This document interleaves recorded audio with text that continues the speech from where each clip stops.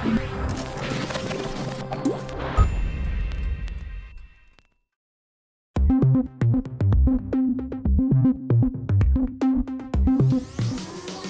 Bleu Mayenne en direct. En direct sur un plateau de télé, pratiquement cet après-midi à la radio. Je vous le disais, depuis le début de cette émission, on a l'impression de faire de la télé. Pourquoi fait-on de la télé alors qu'on fait de la radio habituellement? Pourquoi ces caméras? Pourquoi ces projecteurs? Avec des Lyonnais qui vont peut-être nous donner des éléments de réponse dans un instant. Ce sont les gens de l'ICAP, c'est bien ça, de Lyon. Bonjour Christophe Battier. Bonjour, bienvenue chez nous.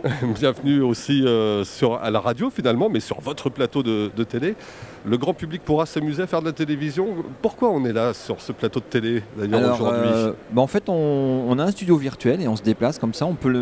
Il est mobile, on peut le mettre où on veut et on fait croire qu'on est dans un environnement complètement virtuel. Donc on peut donner des grands plateaux de télé. Et là, on a fait tout un design rien que pour vous.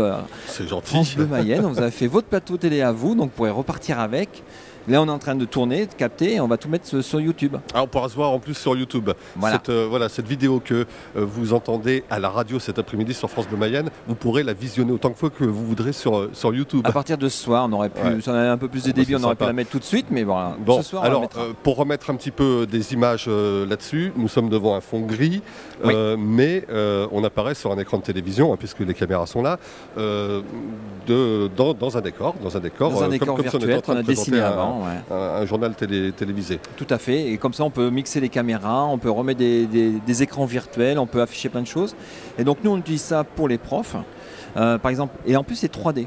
C'est-à-dire que j'aurais pu avoir des objets 3D, ça pourrait être le corps, ce bureau, ça pourrait être un corps humain. Et je pourrais être un médecin et je pourrais tourner autour de ce corps et avoir un vrai robot virtuel et expliquer des choses sur ce corps-là. Donc nous on utilise ces technologies-là pour faire de l'enseignement et les profs à l'université ont à leur disposition cette technologie-là pour faire de l'enseignement en mécanique, dans les métiers de la santé, en sciences. Donc il y a plein d'applications comme ça. Même les étudiants.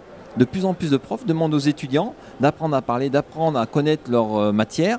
Et on met les étudiants dans ce décor-là, au milieu de molécules, de macromolécules, de biologie, des choses comme ça.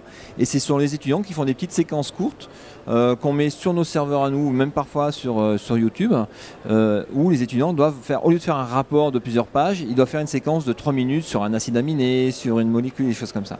Donc c'est des travaux qu'on fait de plus en plus. Voilà, un simple studio de télé pour se plonger dans un environnement donné, c'est un petit peu ça. Tout au long du week-end, le public pourra venir tester grandeur nature. Si vous voulez jouer à la Claire Chazal, vous pourrez faire la Claire Chazal, on vous mettra dans un plateau de télé avec des retours écrans un peu partout, et donc vous pourrez vous amuser. On enregistrera tout ça, on diffusera tout ça. Bon très bien, écoutez, on vous remercie Christophe, merci à toute l'équipe de Lyonnais qui nous accueille gentiment d'ailleurs pour cette émission spéciale. C'est un plaisir de vous avoir. Cet après-midi sur France Bleu Mayenne. A plus tard, merci beaucoup Christophe. À défaut de Claire Chazal, Audrey Borelato dans quelques instants pour les infos de 15h sur France Bleu Mayenne.